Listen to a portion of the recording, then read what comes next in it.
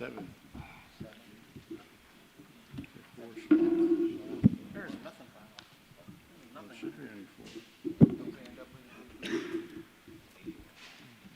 with Ours should Yeah, be no, over. well, Kathleen's on the phone. You got that right. Ours We get should started be here. over.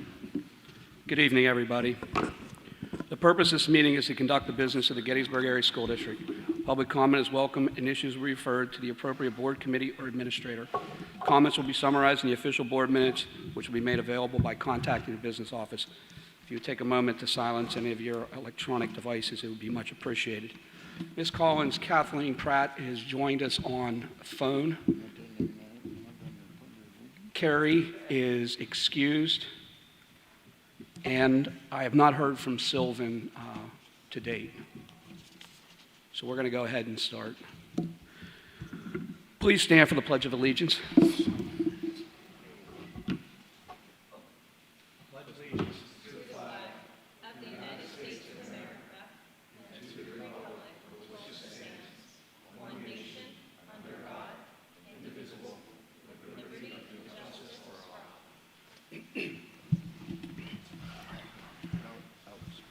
Any notices and communications, Jason?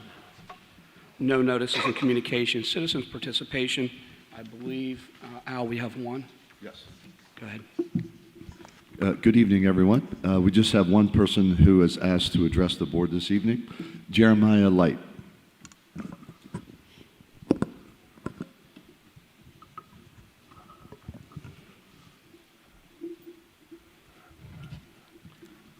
Hello, thought I'd have to wait for a few tonight, but I guess that's everybody's cycled out, so I'll be quick. I just wanted to say that, I think Wolf announced last week something I had brought up a couple times before that I talked, and it was just that the whole thing with the masks is really just to push vaccines. That's what it was all about, really. So I think we've seen that come to fruition last week. He's not going to his so-called authority allow masks to go away until K through 12, I guess, are even approved for vaccines, and then to reach whatever limit will he say until they reach 70%, like he said. What did he say that originally in Pennsylvania wasn't going to roll back restrictions until 70% were vaccinated, and then it was 80%, and then it was whatever until the constitutional amendments were passed to strip him of that power to put down these dictates that are illegal on our freedoms. So I'd just like to say that highly against any kind of forced mandatory vaccination of students. Also highly still against masks, as there's no science behind it. There's plenty of occupational hygienists that have spoken on the fact that masks do not stop the spread of any type of airborne agents. They're not fit tested to your face. You can look those up. There's plenty of accounts from occupational hygienists that deal with, industrial masks that, in mining operations or nuclear power plants or whatever. There's really no point. It's a joke. And I hope that you guys are pursuing the litigation around trying to circumvent this order, because it's not based in law. The 1955 law that they were trying to use for this, that had to do with outbreaks, not just some so-called applied in this way to be applied just to one specific group of students. While we have Penn State Stadium with 100,000 students going to football games, they're fine. We have people in restaurants sitting around eating, going to bars, it's fine. But we're putting this all on the kids for them to have to deal with it as some kind of bargaining chip to get people to get vaccines. Now, if you look around the world, if you start to read the tea leaves, look at places like Australia. What are they doing there right now? Is that what you want in America? They have to check in on their phone. They can't leave 5 miles from their house in certain areas like Melbourne, New South Wales. And if they're outside of 5 miles from their house, then the cops come to pay them a visit. They might get taken to a quarantine camp. Is this the type of country you want to live in? You need to start standing up, fighting back against this in whatever way that you can. Because time's running out. You need to do something. Thank you. Thank you, Jeremiah. Routine approvals. To date, I don't have anybody that wanted an item actually removed. So we have 5.1 through 5.5. May I have a motion? Motion. Amy Beth Hodges, second. Questions? I'm going to make this a little easy because we have Kathleen on the phone. Kathleen, any questions on the motion on the floor?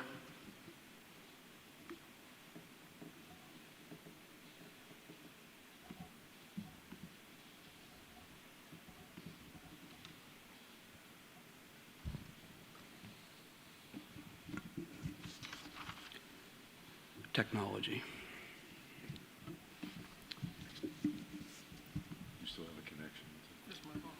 I'm assuming we still have a connection. Would that be correct? Okay. Allow me one moment, please.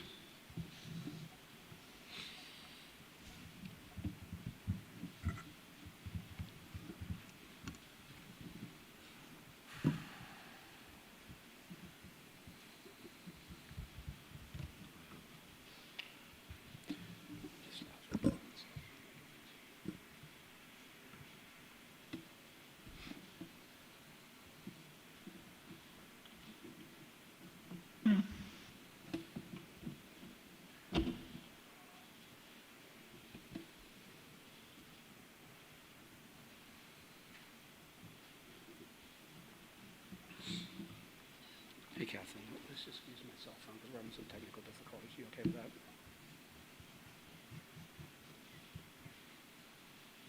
Okay, well, I'm going to put you on speakerphone just for the thing, but you do not have any questions. No, I have no questions. Thank you. Okay, no questions. Does any board member have any question on the motion? Roll call. Al? Yes. Timon? Yes. Kathleen? Yes. Tim? Yes. Mike? Yes. Amy Beth? Yes. And I vote yes. There are no items for board action. Informational items, the high school update project. I'm sorry, high school project update. Thanks. As we reviewed at the last finance facilities meeting in September, Mr. Reynolds here, director of facilities, is going to just kind of give an overview of where we are in the high school work in terms of phasing throughout the rest of the current school year. Thank you, sir. Thanks, Dr. Byrne. Up on the screen above the stage there, you'll see a phasing drawing. Sorry, it's a little busy with the color coding, but necessary due to how sequenced this project is. The project started around April 1st of this year, and we completed the first phase August 20th in time for the students to come back to school.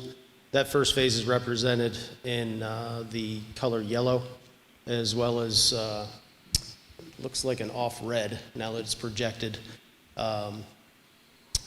So moving on August 23rd, we moved down to we'll call it page right, or the auditorium, or D building as it's referred to. That phase will run through the balance of this year, and then we will go to the gymnasium side of the building, or page left. Everything that's shown in blue will be completed from January 1st through roughly the first week of June. And then at that point, once the students are out for the summer, we'll come back and do the green block, which is the C section or admin section, as well as some instructional space. And we'll pick up the small green block that is adjacent to or across the corridor from the gyms. Overall, project is going well. We're on schedule, on budget at this point. And I think overall, everybody, including our staff in-house, the designers, the contractors, have shown a great deal of commitment, especially getting everybody back in the building for the first day of school. So everybody should be commended for the push over the summer. There was a very large scope of work in that first phase. So I anticipate that our success will continue, and we'll finish up the project at the end of August next year, and close things out successfully. Any questions, comments on that? Josh, you'd indicated at the finance facilities meeting that if we keep our school calendar the same as it was this year, starting on a Monday with our students, that we should be in good shape. Yeah, that would be preferable. Yeah, give us that Saturday, Sunday before the first day of school. I know we utilized it this summer. We were up against the wire, but yeah, that would be preferable. Yeah, I have a question. So the blue area of the gymnasium would start in January, is what you said, and finish up at the end of the year? Yeah, it's kind of hard to tell. The hard copy, actually, the two blue blocks, one is purple and one's blue actually on the printout. We actually broke that phase down into two micro phases or smaller phases. So the northern half of the gymnasium would be completed from January 1st to about March 15th. And then we would flip-flop and take over the southern half from March 15th to early June. And the whole premise of that was so we could have gym space available for the students to use while we're remodeling our portion of the gym. So in the first phase and the second phase, would that take half of the gym floor for one half and half the other? Or? It's about, if you look at the phasing drawing, there's the two green lines that go from top to bottom. Those are the partitions, accordion partitions. We would take the top third first and the students would utilize the bottom 2/3, and then we'd flip-flop come March 15th. All right, yeah, I mean, my concern was, of course, of gym class in that time of Right. year. The other one was also for spring sports for inclement weather. We already have, if it's raining, we have the full gym, it's already a struggle. Mm-hmm. You have 5 different sports outside for that. So I was just wondering if, for as far as our athletics, to have a place for the kids to practice in inclement weather, that was my thought process. Understood. Amy Beth? Thank you very much for your report, and I actually appreciated how it was laid out. I did have a question for you. Up to date, on average, how many workers do we have in our high school? Do you have like a average number? I would say during the first phase, we probably across all contractors had, we'll call it between 50 and 75. Okay. The majority, the 50 to 75 number, I would say probably would have been from July 1st through August 20th. The first half or first portion of that first phase, manpower obviously would have been a little bit lower because the operations just didn't demand as much manpower at that point. Thank you. I have asked, but I have not asked you. To your knowledge, all of those workers have passed clearances for our district? Yes, they have. We, in the facilities department, we accept those clearances, we vet them, and we track those on a spreadsheet and actually verify on a monthly basis when they make pay applications that there aren't any new workers that are on the certified payroll, the documents.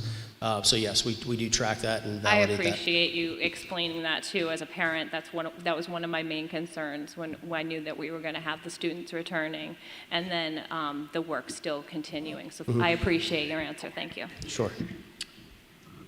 Any additional questions? I actually have a real quick one. And it's just more, I already know the answer, but it's more to get the answer out there. With the construction project in phase 1 now moving to phase 2, are there any disruptions to the educational process of the students? I would say, other than the location, I wouldn't say there's any disruptions. Obviously, with taking the auditorium wing, which includes the band area, the orchestra area, as well as some support spaces. Those students have been relocated to the cafeteria and the library. But the administrators at the high school have done a great job with creating a very good learning environment, considering utilizing those swing spaces, so to speak. So, and then the follow-up question on this, the project through the phases, in your personal opinion, and I know you've only been here for a little bit, is it causing a delay or a disruption to any future, any of the projects that's been approved by this board that are in the pipeline? You're talking about projects that are not FIP projects, but projects that are capital? Yeah, the normal day projects, is that affecting the district in any way? Our normal day projects through our facilities and grounds, are they being affected any way with the current project that we're talking about this evening? No. Reason being is our facilities techs do not have any role or responsibility per se with construction of the high school HVAC project. So I would say no. Thank you. Timon? With the governor's mandate with the mask thing for the schools, are all your employees required to and meeting that? Yes, the mask mandate applies to everyone that's inside any district facility. We got it on the record in both meetings that we have. We have a bi-weekly owners, architect contractor meeting, OAC meeting. It's in the minutes. The mandate was referenced. And we also have a weekly superintendent or subcontractor meeting, as they call it. And it is on the agenda for both those meetings and recorded in the minutes, and it's also enforced in the field as well. Thank you. Are there any additional questions? Hearing none, thank you. So it'd probably be just important to point out that October 21st is the next finance facilities meeting. That's in person at the district admin building, 4 o'clock. So that's where we'll need to start talking about the future FIP projects, such as the larger projects, the HVAC systems in, say, Lincoln and Getty's, prioritizing which one of those should be next after the high school. Do we look at them one at a time? Do we look at it concurrently, given the current rates, given the current availability of funds from grants and so forth? So October 21st, Finance Facilities Meeting, Admin Building. Thank you. Thanks. Board committee reports. Amy Beth. I wanted to say that there has been a lot going on in the House and the Senate, and I did try to whittle this down as much as possible, but it's a little more lengthy than usual. I just feel like I was able to encompass talking to our local leaders and making sure that I got the information correct to relay to all of you. The House Committee approves charter school reconciliation proposal. This week, the House Education Committee approved House Bill 1892 by a vote of 24-1. A proposed stop by PBSA would create a process to ensure the payments due to charter schools are accurate and further provide the process to which they make payments, including addressing and disputes they may arise, that they are done in a timely and fair manner. We have an amendment voucher bill for the House, which had failed this week, an attempt on the floor to amend a mandatory voucher plan under House Bill 1254, failed for a vote of 94-105. Under the original bill, the school district that does not provide full-time in-person instruction or deny a student full-time in-person instruction would require to establish the voucher for students to use the public and non-public school. School districts would be required to use the state appropriations to pay for vouchers. We have this week in the House Education Committee had approved by vote 15-10 House Bill 1685. PBSA did oppose this bill, which allowed significant unchecked charter school expansions with no public oversight and no consideration given to the quality or charter school education programs. It provides no real reform and exacerbates the flaws and overpayments for the charter schools.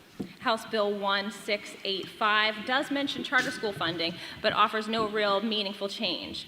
Instead of fixing the fundamental flaws in the way the charter schools are funded and provided relief for taxpayers, it relies on the future pledge and the General Assembly may and appropriations of the state budget every year to help defray upon 30% of the charter school costs that incurred by the school district.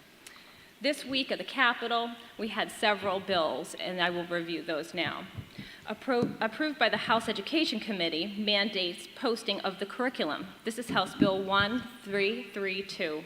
It requires public schools entities to post on their website the curriculum that will be taught for each grade and for each subject area. The information must include the internet link or title for every textbook used. The information must be updated each time a new or revised curriculum is used by the entity. The term curriculum in the bill is undefined and does not provide guidance to schools or exactly what the materials would be to consider curriculum and must be posted. Forgive me for this, but it is called EITC/OSTC, which is expansion of economically disadvantaged schools. House Bill 1642 makes various changes to the ITC/OSTC economically disadvantaged school programs. The bill lowers the threshold for schools to be categorized as economically disadvantaged, which burdens the eligibility for the supplemental scholarships. It raises the amount of funds students can receive and creates the funding formula to ensure the eligible student receives funding. Approved by the House Transportation Committee, Senate regulations on school bus side stop arm cameras, passed by the Senate on Tuesday and the House by the Transportation Committee that following day. Senate Bill 859 further provides the enforcement of failure to stop for a school bus when flashing red lights and expansion of the effective time period to temporary state regulations regarding the use of the side stop arm cameras on school buses for 3 to 5 years. The General Assembly originally passed a school bus stop arm camera enforcement program in 2018. Final regulations for the program are expected to be coming soon. Approved by the House Labor and Industry Committee. Work permits for minors, House Bill 1829. This amends the Child Labor Work Act that permanently suspends and requires the minors seeking the work permit on the permit of the premise of using an officer at the school district. The legislation would also allow for the issuance of officers to conduct the examinations prior from their applications via video or software. Passed by the Senate. School bus driver shortage, which we desperately have. Senate Resolution 172, adopted by the voice of the votes of Senate, urges U.S. Senate and Congress and the U.S. Department of Transportation to address the school bus driver shortage by reforming the commercial driver license, the CDL, requirements to lessen the burden to obtain the maintenance of a school bus endorsement. One option would be for Congress to create a special CDL license for school bus drivers. Approved by the Senate Appropriations Committee. Out-of-state teacher certification, Senate Bill 224. This allows out-of-state candidates who have completed any state-approved education preparation performed by and including field placement and student teaching from an accredited institution in higher education to the eligible for a comparable in-state instruction certification. The bill also requires the PA Department of Education to recognize and accept the out-of-state candidates. Approved by the Senate Education Committee. Masked opt-out, Senate Bill 846. Amends the school code to allow parents or legal guardians to opt their child out of wearing a face covering or mask in the school that has been imposed by the State Secretary of Health. Schools would be required to develop the post on their website and opt out for parents to use. The form may not require an excuse or an opt out. The form also must state that the child will not be regulated by certain physical locations, isolated during school activities, or excluded from any school-sponsored activities. The bill was amended to clarify that the parent or legal guardian can exercise an opt out for recommendations for mandate from a school board. We have a tick bite protocol in schools, which is Senate Bill 603. It guidelines that the school districts follow if a tick is removed from a child during the school hour or on school grounds. School officials must notify parents about the tick removal and symptoms of Lyme disease. The bill was amended to require the school district to preserve tick and notified parents that the option to send the tick to the East Stroudsburg University for testing district may also be sent by the parent, then the tick for testing. Senate Bill 603 is now in the Senate Appropriations Committee for further consideration. I know that was long, but I went through them and I'd made them as short as possible.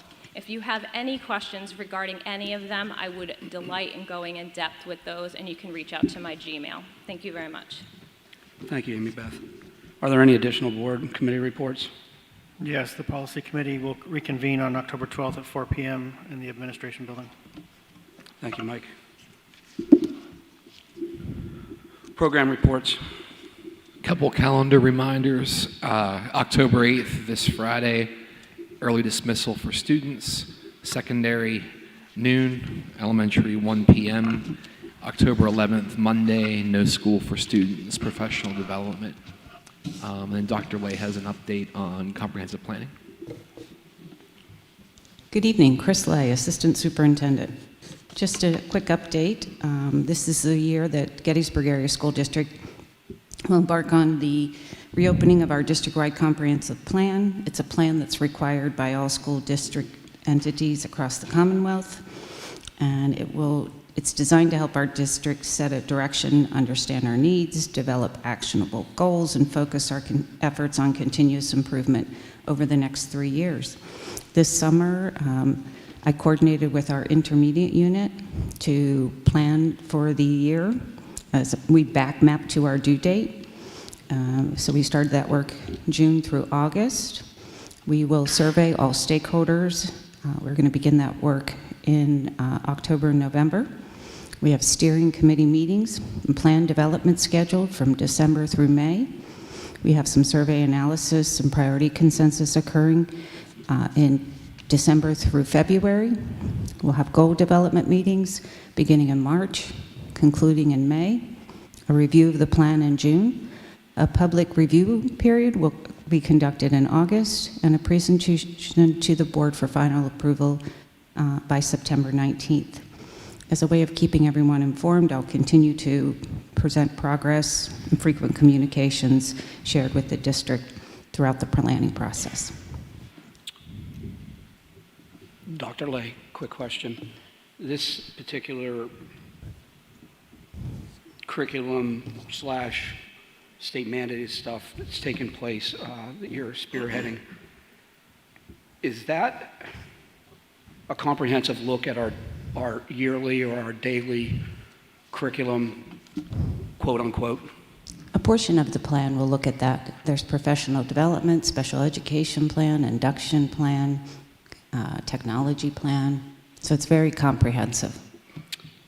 I would ask, and I apologize because I don't have the list in front of me, that, and I'm confident that you'll do that, because we've talked on other committees, that we take a look at any committee that the district does and make sure it's balanced, community-wide, and sense of stakeholders, that it's not geared in one direction or another, because I know that. Let me leave it at that. Okay. Yeah. Certainly. And one last quick question. It's my understanding, too, any curriculum change, and I know that's been a hot-bedded item with some speakers and in the community on social media and on our emails, but am I correct in saying any curriculum change that Gettysburg Area School District would explore ultimately would be approved by a board? Correct. Thank you. You're welcome. Yeah, Dr. Lay, I have a few questions. So this comprehensive plan and the stakeholders that you mentioned, so could you tell me a little bit more? Is this a committee? Is this a planning, a steering committee, a planning group? And a couple follow-ups to that. I would like to know how those members are chosen. Okay. And I would like to also know what impact or influence does this committee or group have on any curriculum changes? Well, this group wouldn't work on curriculum changes, but the steering committee is made up of administrators, school board members, teachers who are selected by teachers, and parents who either are part of the Title I planning, which is part of the comprehensive planning tool, our high school's improvement plan, which is part of this planning, the overall comprehensive plan. So there's parents represented on both of those, and community members that our former communications director had reached out to and have expressed an interest in serving. So others that may have an interest in serving may reach out to me. Was there any communication put out to the community to let them know that this was going to be something that was coming up and that they could express interest? The steering committee received a timeline, but a public announcement, no. Okay.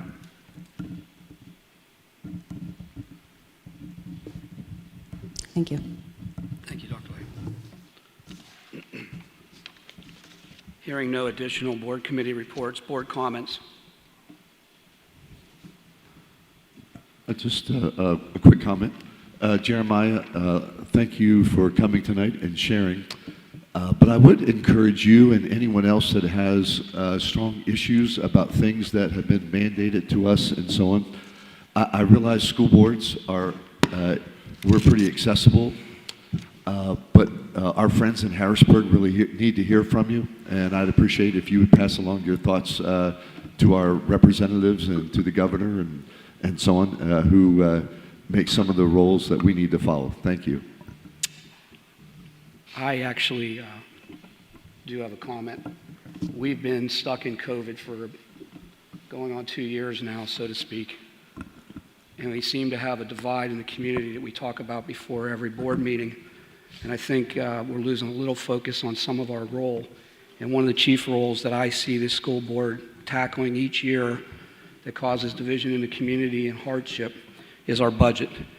We spoke 6, 8 months ago about getting together and doing a 5-6 year budget resolution plan that would allow this district to end each year on a balanced budget. In other words, spending and planning for future projects and growth within our district, and meeting the needs without having to battle each year for a tax increase. It's always been my belief that you spend like people spend in their families. We don't spend what we don't have or what we're bringing in revenues.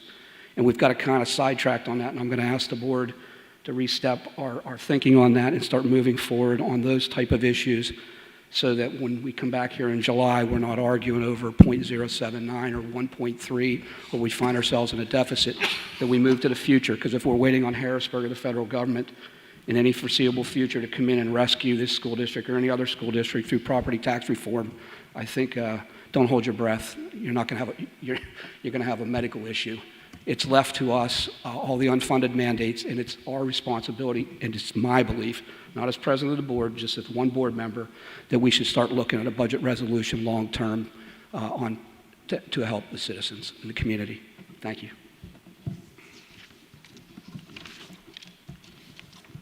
With no other comments from the board, executive session will be immediately following related to a personnel matter. Our next board meeting will be October 18th, 2021. The decision was made by the administration and board leadership to continue at the middle school, even though it causes a disruption. And I thank the facility people to putting up with us here at the middle school, along with the staff at the middle school. But given the discord and the ever-changing environment we're in and allowing the public access to communicate with us, we thought it was best to continue here. So for the month of October, we'll be here at the middle school. We stand adjourned. May I have a motion to adjourn? Motion to adjourn. Second. We stand adjourned. Thank you.